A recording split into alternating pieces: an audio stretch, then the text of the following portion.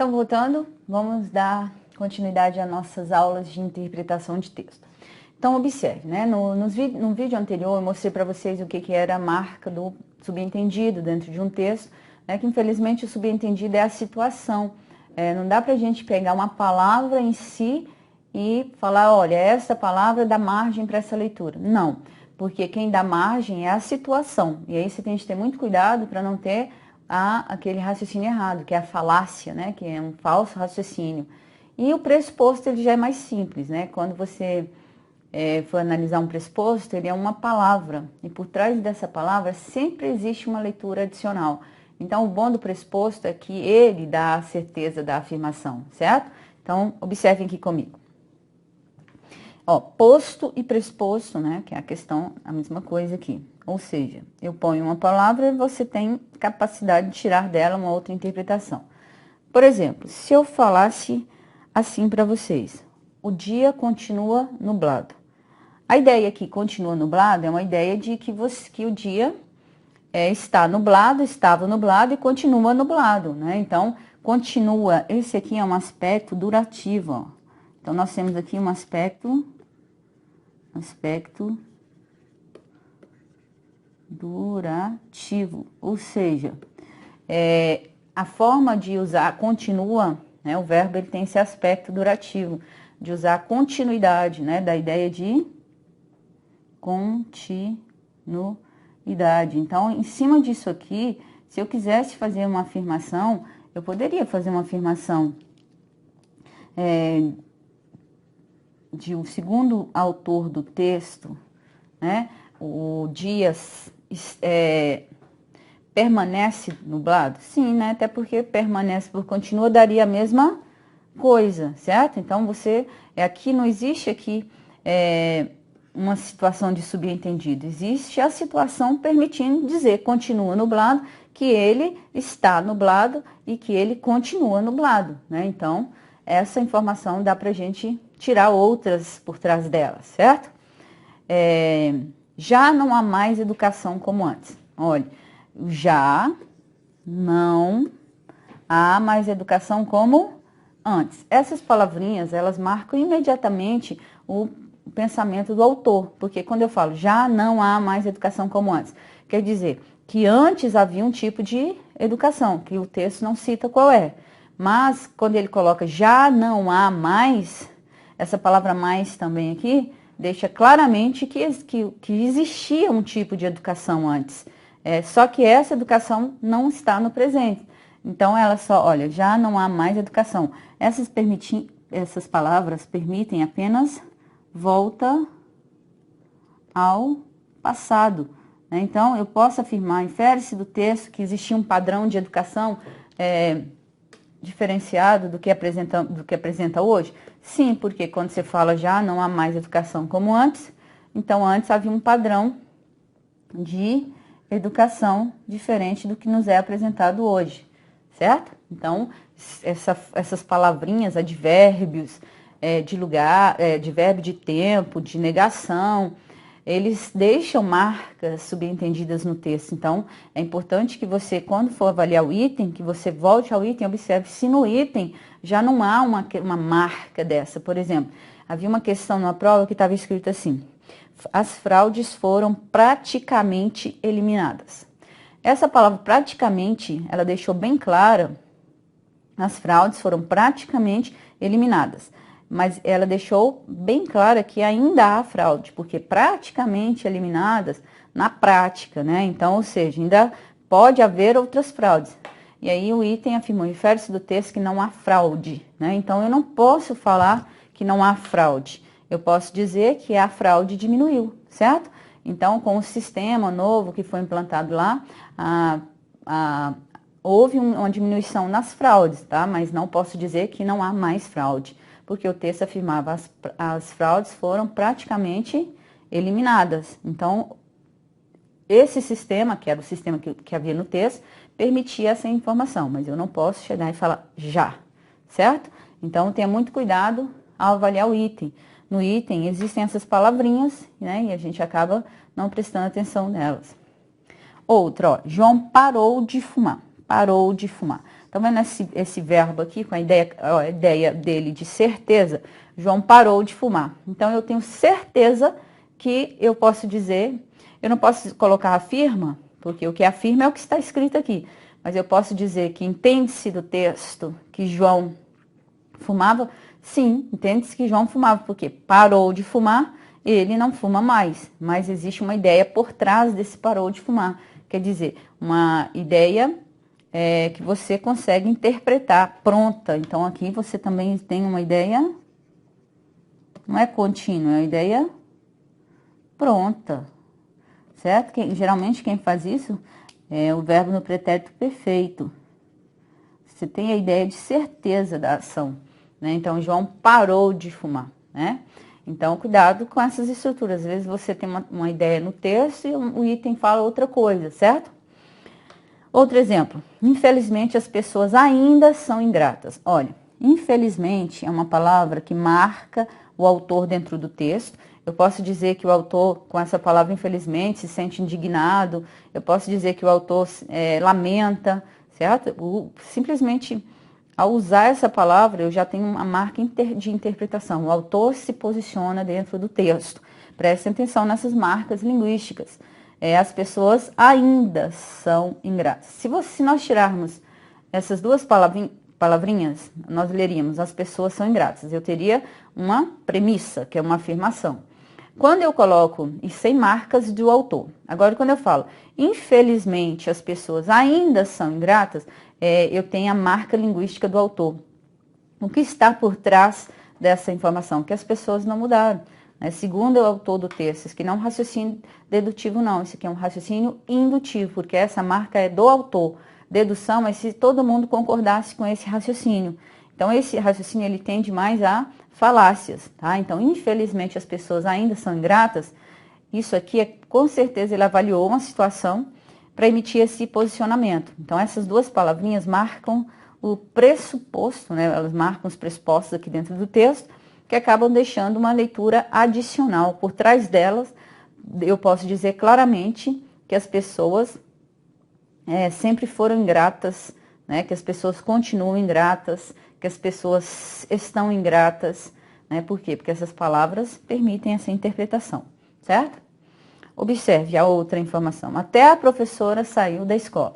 Quando eu falo até a professora saiu da escola, significa dizer que outras pessoas saíram também, né? Então, até a professora saiu da escola, eu posso dizer que essa palavrinha, sem ela, a professora saiu da escola. Só a professora. Agora, quando eu falo até a professora, permite imediatamente dizer, infere-se do texto que outros professores saíram, que outras pessoas saíram? Sim, porque até a professora está no sentido de inclusive a professora, né? Então, usar certas palavrinhas que acabam dando essas ideias dentro do texto.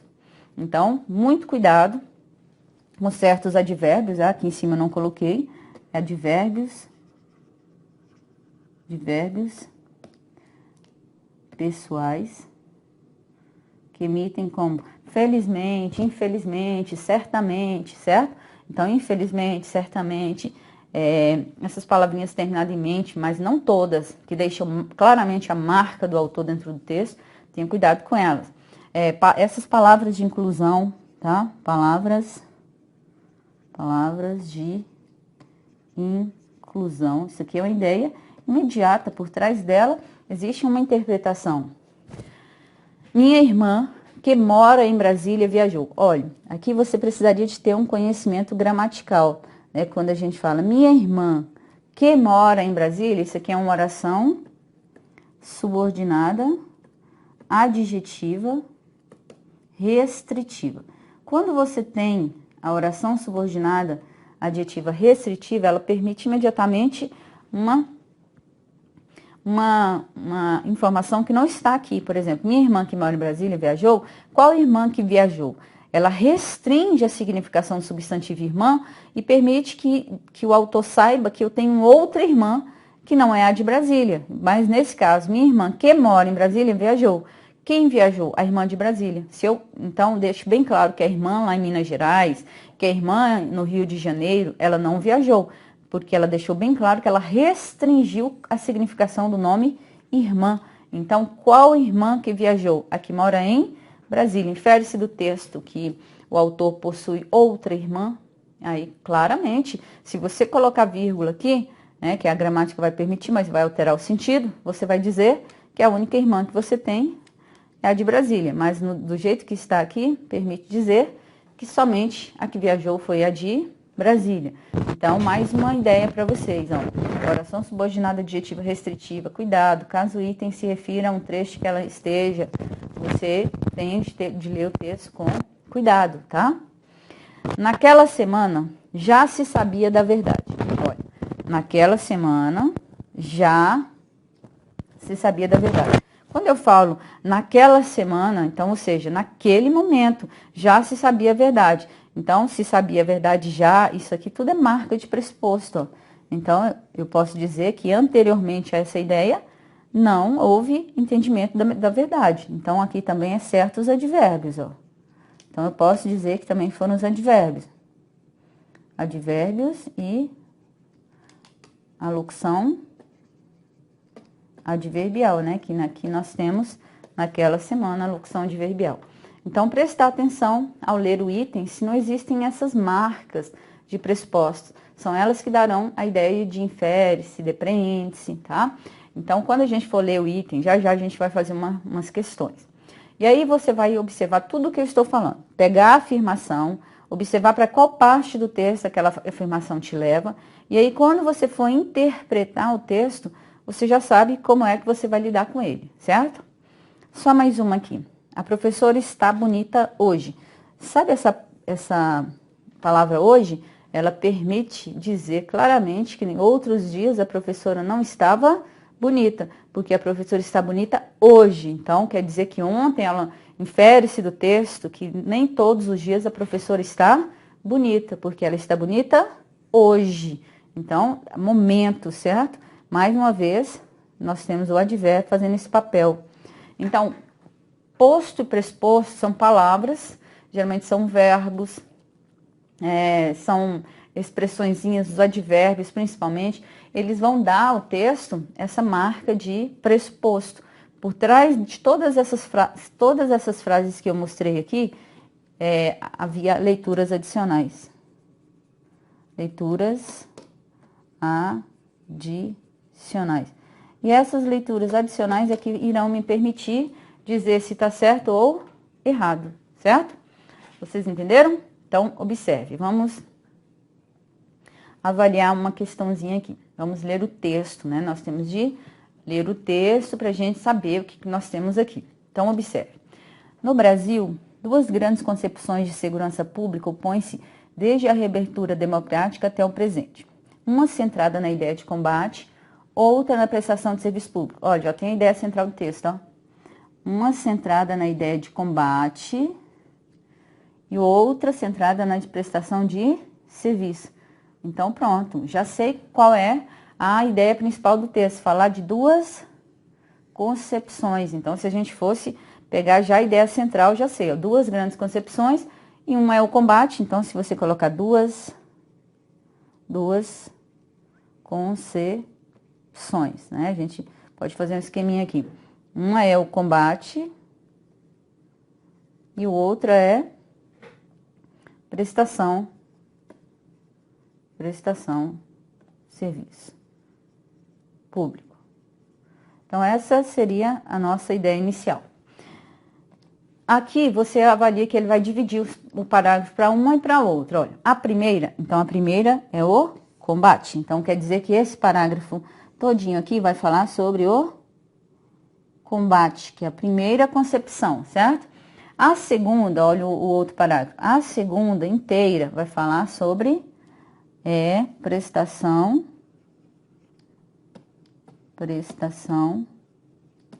de serviço. Ou seja, então eu já dividi o texto, olha que se todo o texto em prova viesse assim, né, a gente já tem a informação. Então, qual que é a ideia central do texto? Falar sobre as duas concepções de segurança no Brasil. E aí ele fala que essas duas concepções, elas se opõem entre si. E aí ele vai explicar qual é essa diferença, né? Qual é esse combate e qual é essa prestação de serviço. Então, vamos ler.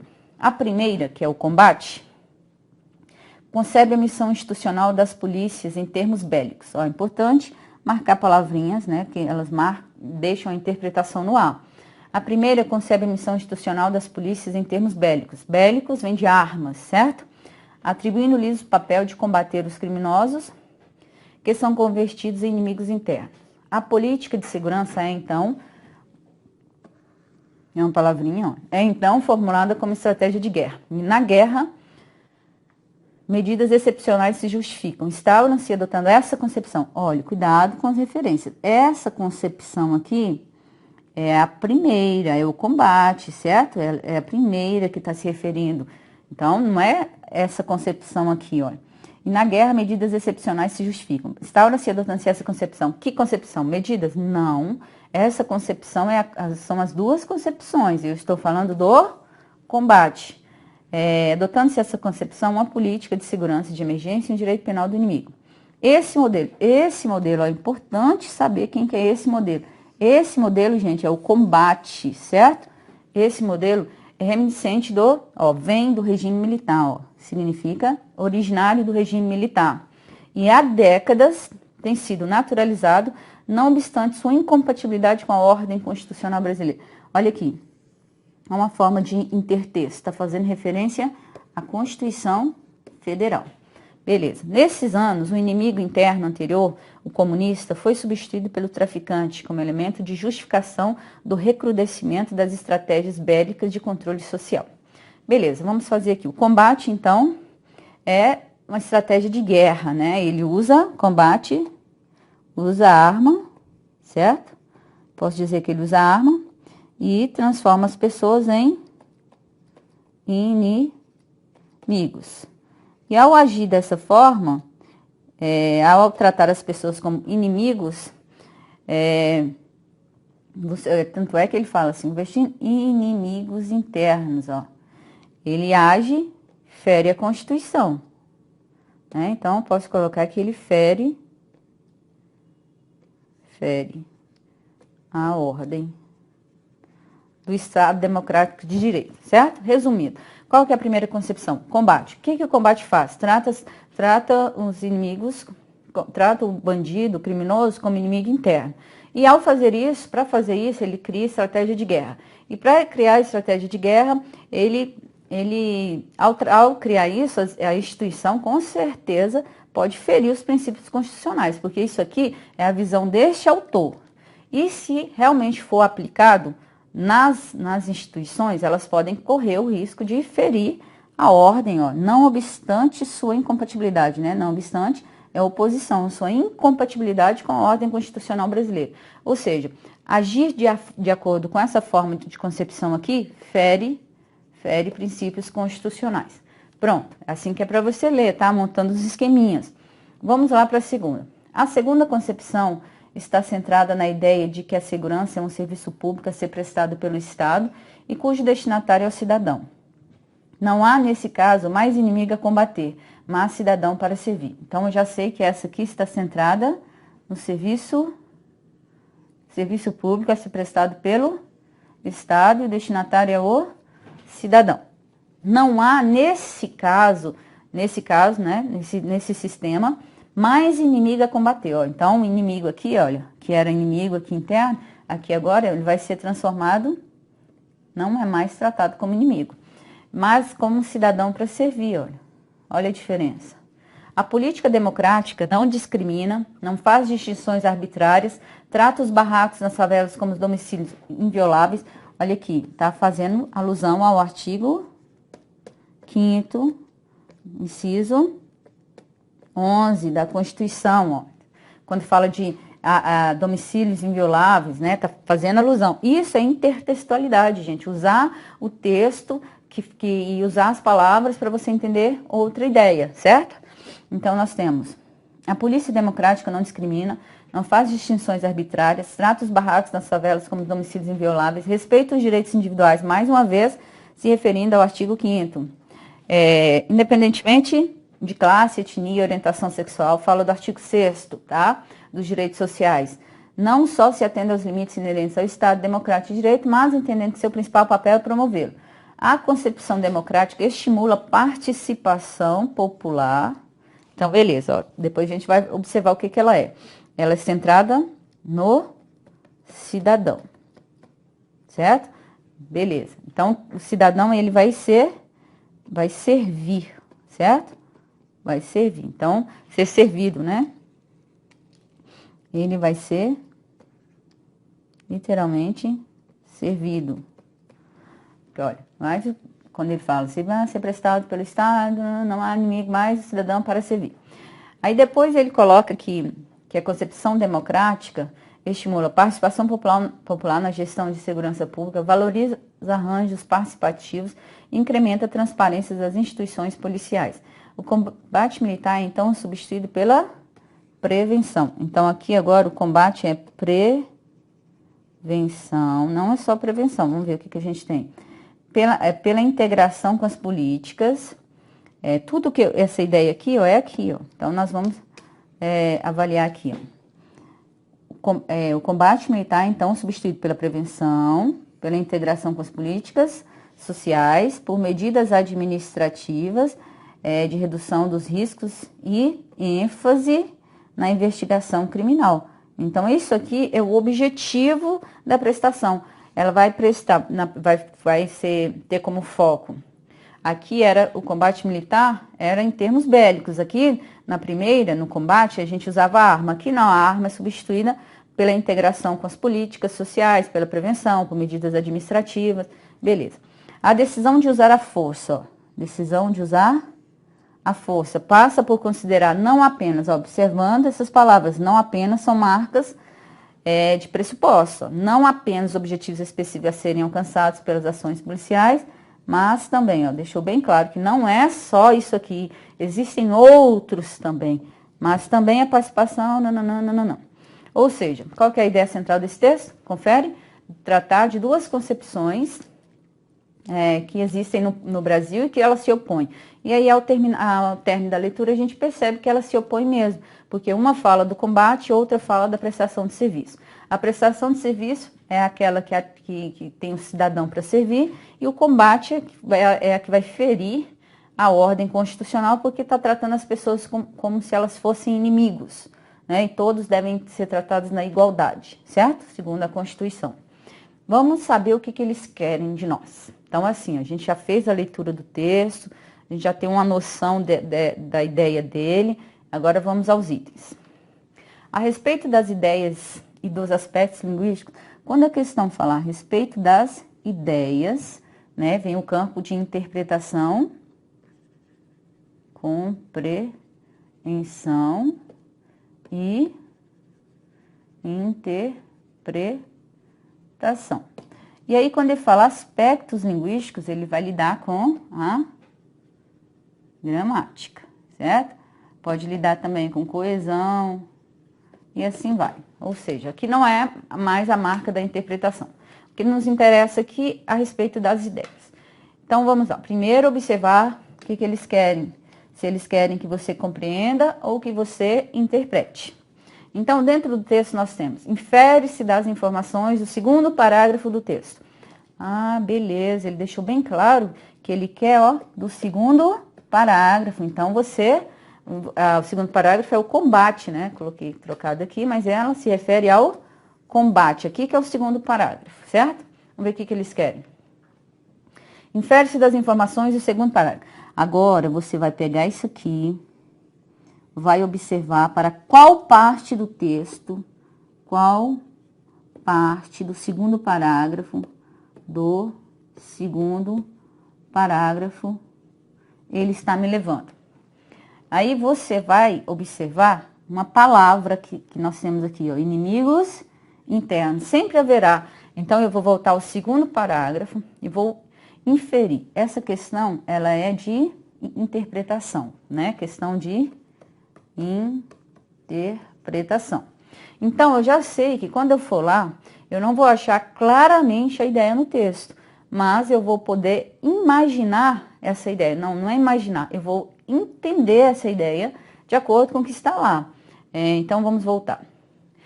Quando ele coloca, a primeira concebe a missão institucional das polícias em termos bélicos, atribuindo-lhe o papel de combater os criminosos que são convertidos em inimigos internos, olha, quando ele coloca isso, lá em cima ele fala, no Brasil duas concepções se opõem, uma centrada na ideia de combate e outra na prestação. Se é para combater, vocês acham que a Constituição,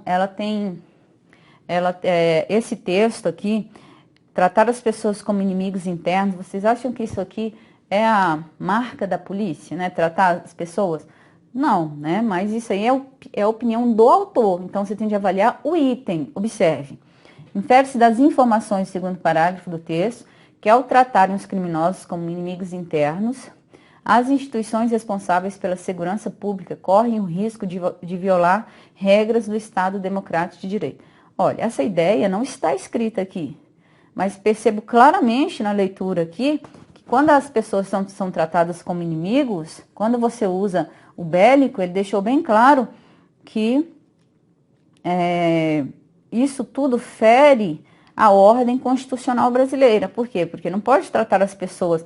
Então, ele deixou bem claro, esse modelo vem do regime militar e há décadas tem sido naturalizado e é incompatível, não obstante ideia oposta, não obstante incompatibilidade com a ordem constitucional. Ou seja, como o texto está falando a ideia dele, ele lançou as instituições responsáveis pela segurança pública, já que é a concepção de segurança. Então, nós podemos dizer que o item está correto, né? Porque realmente a gente pode perceber essa ideia, porque se você tratar como inimigo, você vai estar ferindo a ordem constitucional brasileira. Então, por que ele falou infere-se? É porque não está claramente dessa forma no texto. Mas eu posso entender que elas vão correr esse risco de quebrar as regras, certo? Beleza. Número 2. Depreende-se do texto. Depreende-se do texto.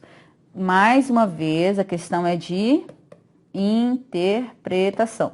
Não vou achar dessa forma, mas eu posso entender. A ordem constitucional, para qual lugar do texto, eu já sei que nós temos aqui, medidas excepcionais é a palavra-chave. Ele disse que depreende-se do texto, então você vai voltar ao texto onde está essa palavra e vai observar se isso aqui tem lógica. Depreende-se do texto que a ordem constitucional brasileira é incompatível com as medidas excepcionais adotadas nas guerras. Vamos ver? Nós vamos voltar, olha aqui. Medidas excepcionais. Achei o trecho. Vamos ler o início dele. A política de segurança é, então... Quem é a política de segurança? Combate. A política de segurança é, então, formulada como estratégia de guerra. E na guerra, medidas excepcionais se justificam. Está-se adotando essa concepção. Essa concepção, gente, é o modelo, é o combate, tá? E é o combate que fere a Constituição. E não a Constituição, como eles afirmaram... Olha aqui, diz que a ordem constitucional é incompatível com as ordens. Falso, errado. Quem é incompatível nem são as medidas excepcionais, gente. Quem é incompatível é o combate que é incompatível, é a forma, a concepção que é incompatível. Cuidado, porque essa questão, ele inverteu a ordem lá e muita gente acaba marcando errado, marcando certo. E ela é errada. Se você só percebesse a ordem, quem é compatível com quem? Não são as medidas excepcionais. Olha, ele deixou bem claro.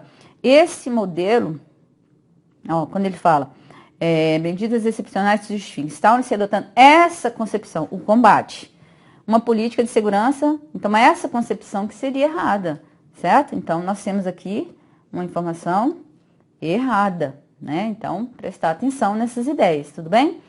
Conclui-se do terceiro parágrafo. Então, a gente vai voltar ao terceiro parágrafo, né? Que ele vai te dar uma margem aqui, ó. Ele sempre vai te dar uma margem aqui para que você volte lá. Então, você tem que sempre procurar qual palavra. Que a concepção de segurança pública como prestação de serviço público tem suplantado, olha, suplantado, né? Essa palavra, né? Então, você tem que entender primeiro o que é suplantar. Suplantar é como firmar. Firmar é colocar a planta dos pés no chão. Então, para o texto aqui, nós temos o sentido de firmar. Então, conclui-se do terceiro parágrafo do texto que a concepção de segurança pública como prestação de serviço público tem firmado no Brasil a concepção de segurança como combate aos criminosos. Espera aí. Conclui-se do texto no terceiro parágrafo do texto, que a concepção de segurança pública como prestação de serviço tem suplantado no Brasil, tem firmado a concepção de combate? Tem ultrapassado? Não, né? Ele fala que tem duas, mas ele não fala qual predomina, né? Então a questão está errada. Observe, gente, eu não falei aqui no início, mas olha aqui, conclui-se do terceiro parágrafo, era uma questão também de interpretação, certo? Então, veja comigo, conclui-se do terceiro parágrafo do texto que a concepção de segurança pública como prestação de serviço público tem suplantado no Brasil a concepção de segurança pública como combate, ou seja, tem firmado, ela tem ultrapassado, né? Olha, embora a gente realmente queira isso, mas não fala isso aqui, ó, estimula, ele fala que a segunda está centrada na ideia, mas em nenhum momento ele fala que é esta aqui que ficou predominante, né? E não fala essa informação, embora a gente queira realmente que ela seja a implantada mesmo, mas no texto a gente não tem essa ideia, certo? De acordo com o texto, é um comando de